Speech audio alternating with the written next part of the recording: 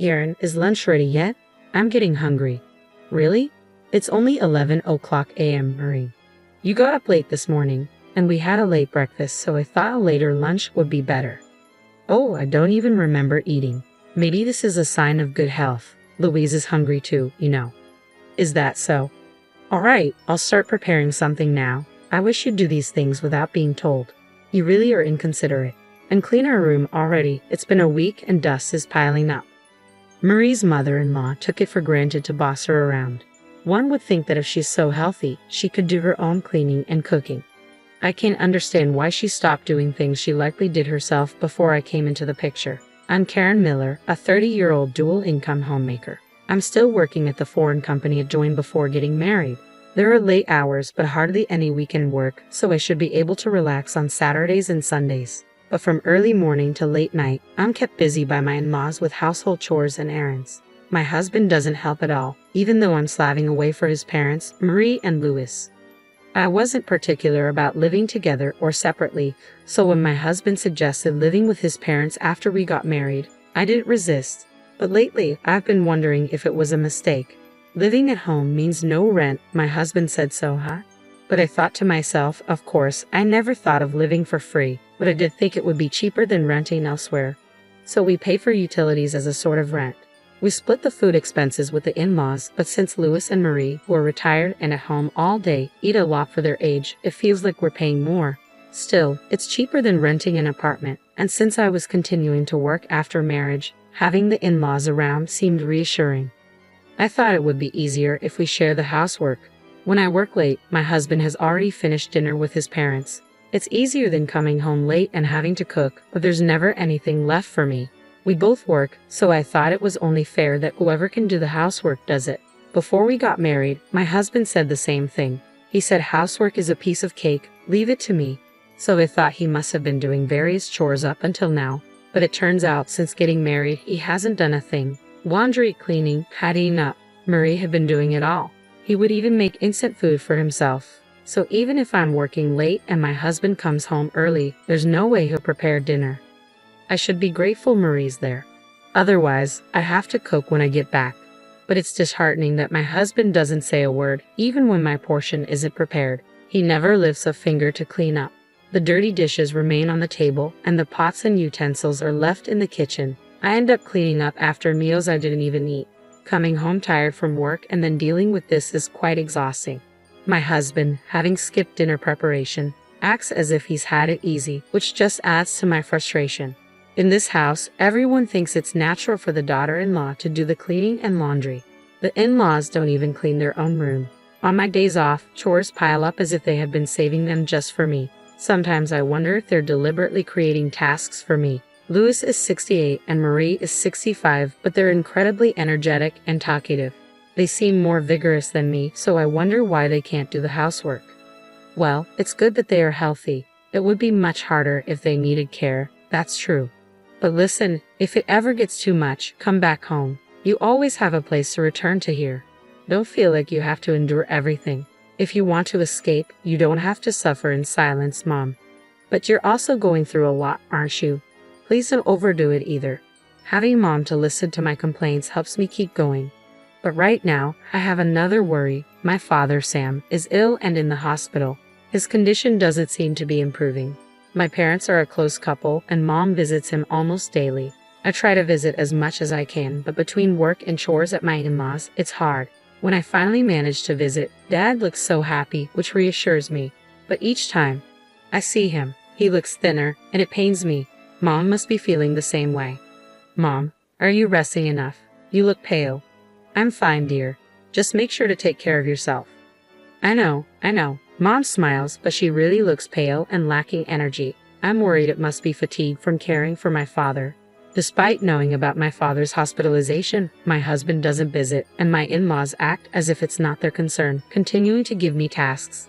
I'm not just a submissive daughter-in-law. I push back sometimes, especially with Louis, who often asks for annoying favors. Karen, can you massage my back? I'm tired too, so that's not possible. Why don't you buy a massage machine or ask Marie or Austin? It's a daughter-in-law's job. I don't think so. Louis is fit enough to play golf and go to jazz bars, so he doesn't need that kind of help. Karen, I'm going to take a shower. Can you wash my back? No, asked Marie. It's not fun having an old lady do it. What sort of fun is he talking about? Since Lou retired a year after we got married, it's been like this. When I tell my husband to just wash his back, he unbelievably says, as if I haven't even washed my own father's back since becoming an adult. Louis is just an old man who's technically a relative. To be honest, it even feels creepy 3 years into the marriage.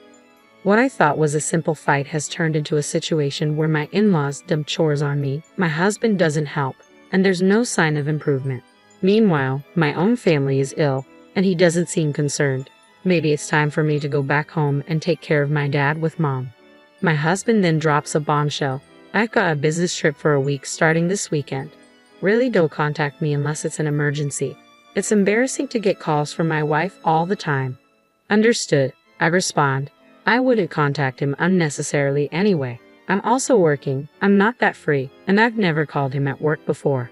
2 days after my husband left for his trip on a Monday, I get a call from mom while at work. She has never called me at work before. I immediately think something's happened to dad and answer in a panic. Karen, Sam's condition has suddenly worsened. Mom's voice, crying on the other end, echoes in my ears. I'm coming right away, Mom, I tell my boss, who says, go now. I rush to the hospital by taxi, but I am met with a cruel reality. Mom's not in Dad's hospital room. I ask the nurse, who looks down, visibly uncomfortable. Well, Mrs. Miller, you've just arrived. Where's Mom? I implore. She passed away. The nurse hesitates. For a moment, I couldn't comprehend what I was told. I had rushed to the hospital after receiving a call from Mom about my father's critical condition, but now they were saying Mom had passed away. It didn't make any sense. Please, the nurse says softly, leading me to another room with just one bed, dimly lit. Someone was lying there, but it couldn't be Mom. Yeah, as I approached with trembling legs, the face. What I saw was unmistakably my mother, silent and motionless. Mom was there. How could this be? The nurse explained that after calling me, Mom had returned to my father's room. A while later, they found her collapsed over the bed, still holding my father's hand, already lifeless. Perhaps a heart attack, the nurse suggested. As she spoke, another nurse appeared. Mrs. Miller, your father? At the same moment, I returned to my father's room. He passed away. No way, no way. I felt as if all strength had drained from my body. I couldn't understand what had just happened. Both my parents gone, just like that. It was too surreal to believe. I stood there stunned for what felt like an eternity. I need to tell Austin, and in a daze, I remembered to contact Austin. Shaking, I took out my phone and called him. As the phone rang, the reality of my parents' deaths hit me, and I couldn't stop the tears. Hello, Austin. I'm at work right now, but it's an emergency. My dad and Mom have. They're gone, I managed to say through my sobs. Both of them are gone. An accident? I asked, hoping for a different answer. No, but I don't know what to do. Despite my obvious distress, Austin's response was cold and detached. Did you forget what I said before my trip? He continued. I'm on a business trip. Don't call me unless it's a real emergency.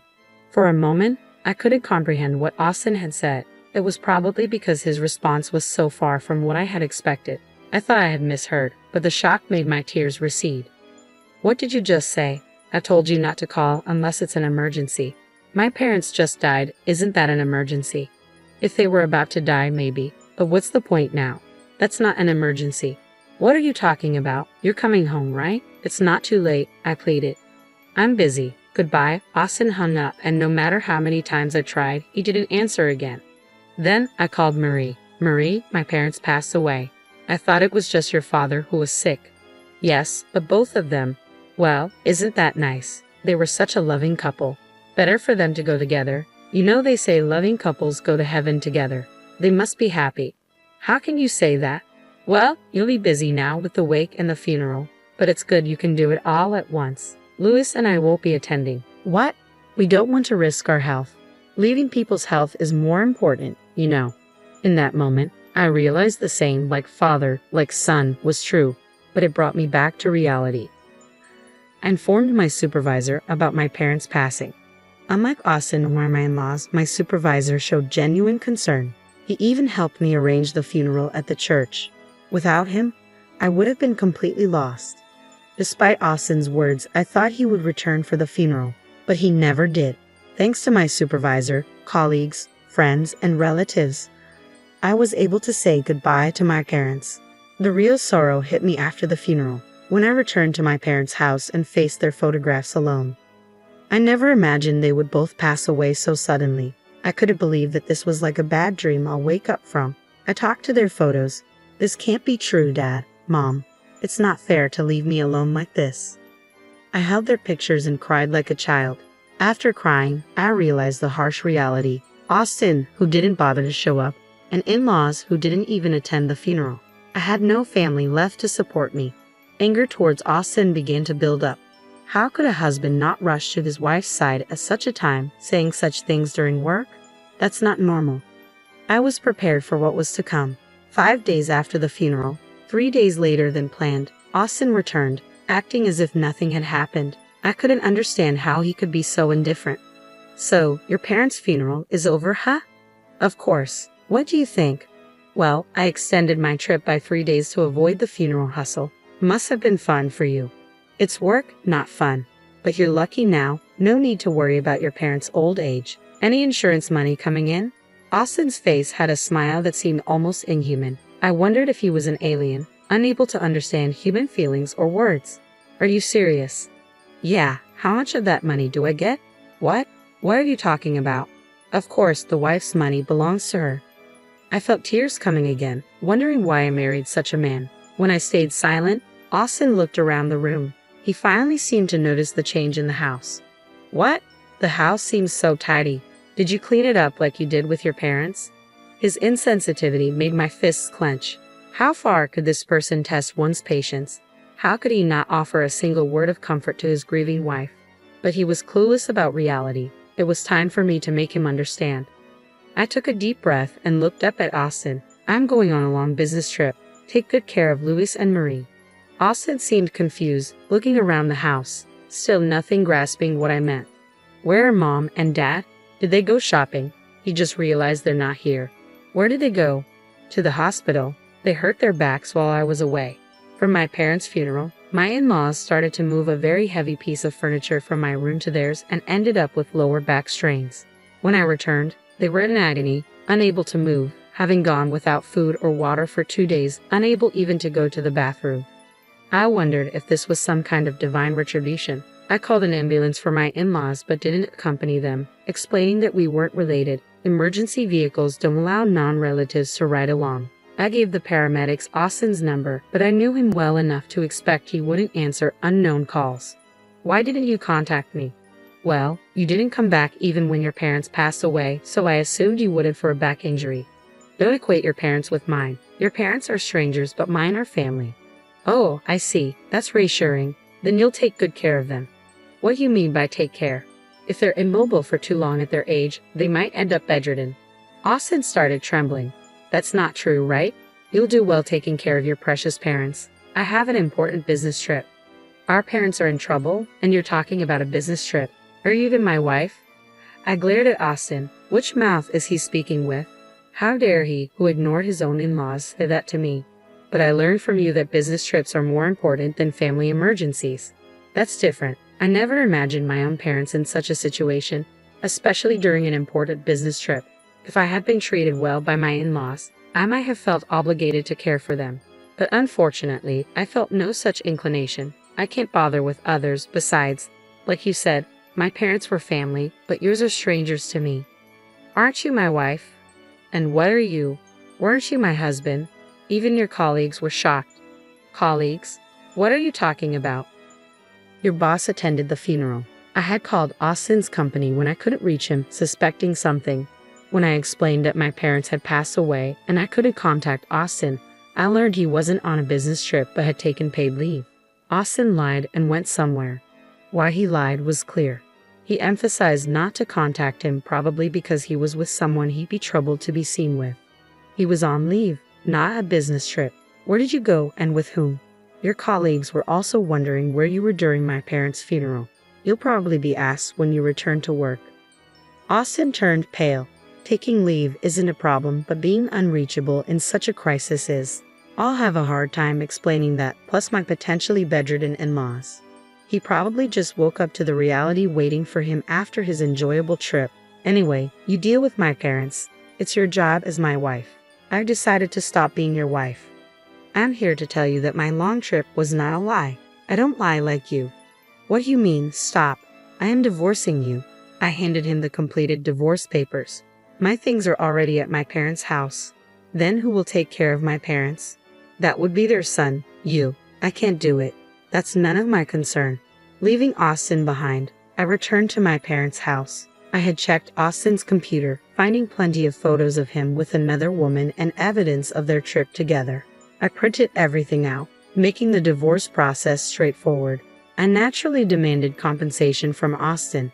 His affair and absence from my parents' funeral became widely known at his workplace, leading to criticism from his boss and colleagues. He became uncomfortable at work and eventually resigned. The conflict over the compensation claim and his resignation from work led to his affair partner leaving him. A month later, my former in-laws were discharged from the hospital. They're now homebound, living mostly in bed due to their refusal to undergo any rehabilitation. They seem financially stable with their pension and savings, but Austin, unable to find a new job, is only working part-time jobs to barely contribute to the living expenses and care for his parents. He's stuck at home, constantly arguing with them. He called me once, crying and begging me to return, but I refused. My former in-laws also reached out, claiming that Austin's care was inadequate and asking me to return and take over. When I suggested hiring a home health aide with their funds, they refused, wanting to save money without considering how long they might need assistance. Their words, expecting me to take care of them cheaply or for free, made me realize they hadn't changed at all. I never want to be involved with them again. I still cry when I think of my kind parents, but I know that constant tears won't let them rest peacefully in heaven. Once I complete the memorial ceremony for my parents, I plan to go on a long-term overseas assignment. I'm ready to move on, keeping my parents' memories close and embracing life positively with a smile.